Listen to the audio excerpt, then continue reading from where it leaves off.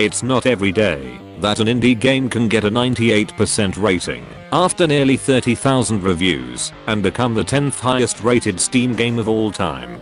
Mankind is dead, blood is fuel, and hell is full. Welcome to UltraKill.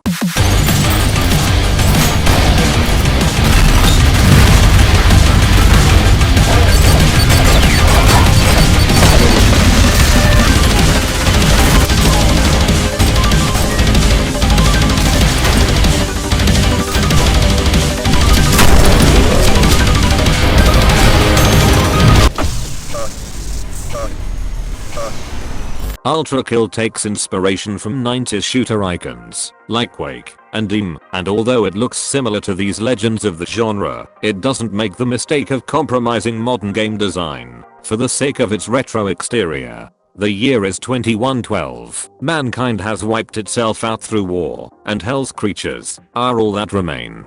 God has deemed mankind a failure. He has concluded that free will is a flaw, and although he has created hell, he is unable to unmake it. The player assumes the role of V1, a robot created by the now extinct humans, who uses blood to repair itself. The true nature of who you are is entirely unclear.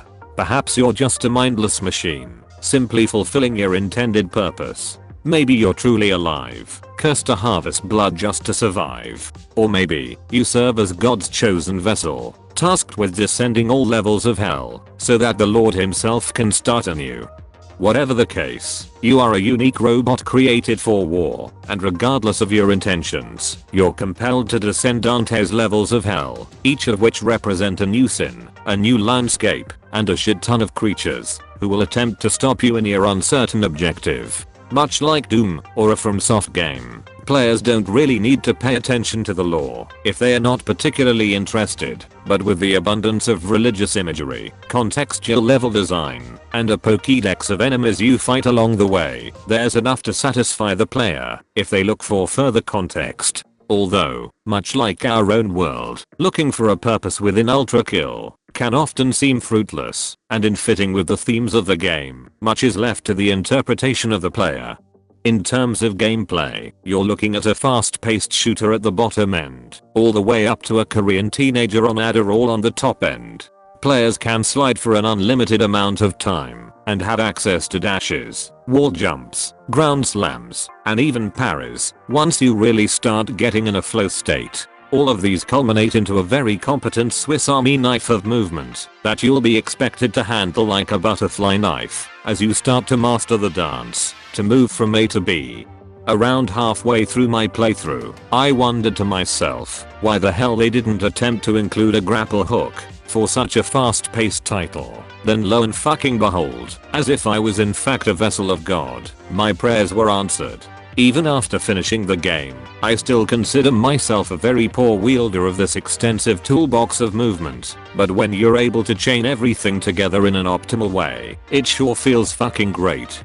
The weapon progression on the other hand, is much more linear, as the game tends to give you something new to play with every few levels, or roughly every half an hour. The time between getting something new almost feels non-existent, as because the developers were able to keep such a tight focus on what they wanted their game to become, they were more easily able to nail these fundamentals. For reasons they actually explain in universe, reloading is all but irrelevant for most weapons in UltraKill, because the developers realized that if the player is reloading, they are not killing the creatures of hell. Good weapon design isn't always about balancing the power of a gun to make it feel viable, but it's also very much about how it feels when you pull the trigger. It's about how a weapon sounds, how it handles when you start slamming the hammer, and perhaps most importantly, how an enemy reacts to what you're doing.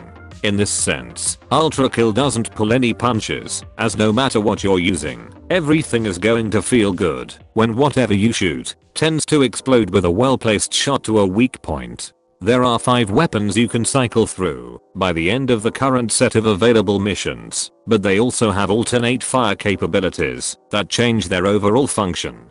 The shotgun, for example, can shoot grenades, the nail gun can fire magnetic traps, and the humble revolver can launch a charged up attack for triple damage. If this wasn't already enough, each weapon also comes with purchasable variations, which will give your guns even more flexibility. My favorite by far was the revolver's coin toss ability, which allows the player to throw a coin into the air, which can be shot to deflect the bullet into a nearby enemy. Not only will this multiply the damage of the shot itself, but it will always hit a weak spot of a target.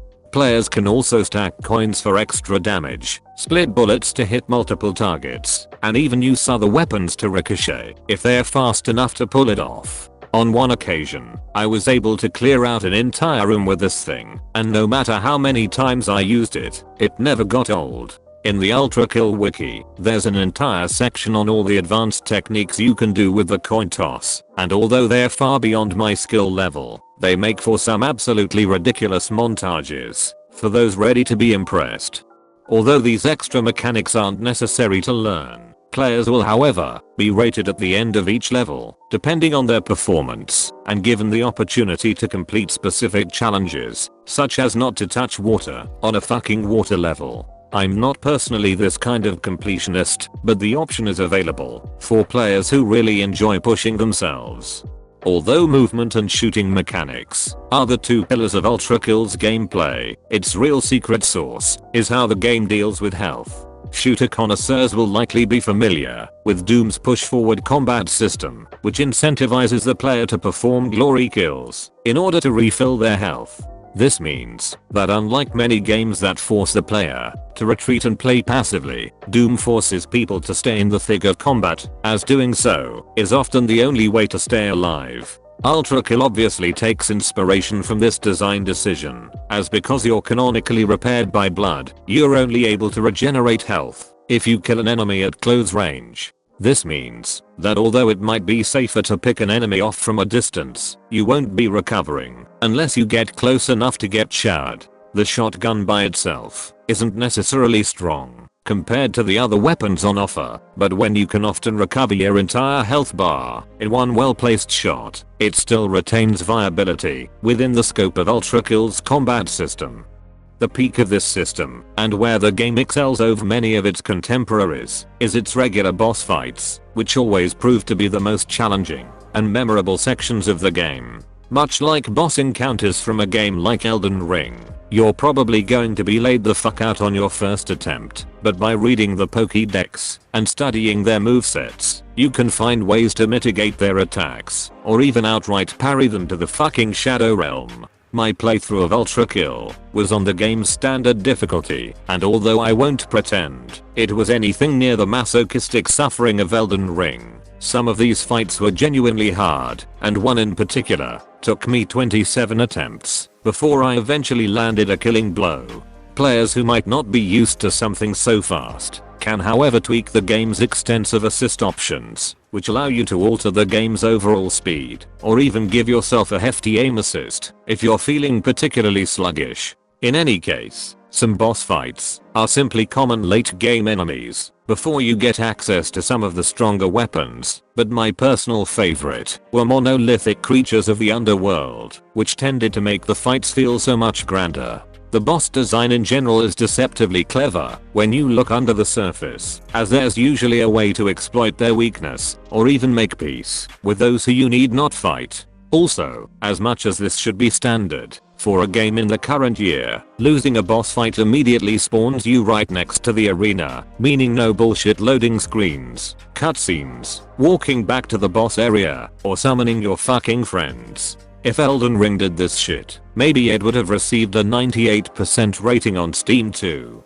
After playing so many open world collectathons, or games that seem to stretch itself out for the sake of a longer playtime, I cannot stress how much I value a game's ability to respect my time. With how quickly UltraKill gives you something new to shoot, or an entirely fresh backdrop to admire, I couldn't help but give props to the developers for not wearing out their welcome. Most of the game will see you bombarded with balls to the walls combat, but I found the most memorable parts of the game were when you were able to briefly slow down and try to make sense of what was going on in this apocalyptic biblical hellscape. There are of course a number of still image cutscenes which explain the plot more explicitly, but they are so infrequent that by the time you get to them, you find yourself craving any concrete scrap of lore you can get. UltraKill is still in early access, with 2 of the planned 3 acts now available to the public, but with my 5.5-hour playtime, I was very satisfied with this short but girthy experience. I expect many people will likely compare this game to Doom, as it's obviously been a heavy inspiration, but I personally enjoyed UltraKill quite a bit more. Although it felt more fundamentally basic, its length, varied environments, and boss encounters all culminated in a game that was much more memorable, and it stands as a title that you'll want to talk about with others who have also made the same pilgrimage into the depths of hell. If $20 is burning a hole in your pocket, and you're looking for a fast-paced shooter that respects you as a player, then UltraKill proves itself extremely worthy among the myriad of other shooter titles today. But only if you haven't played Titanfall.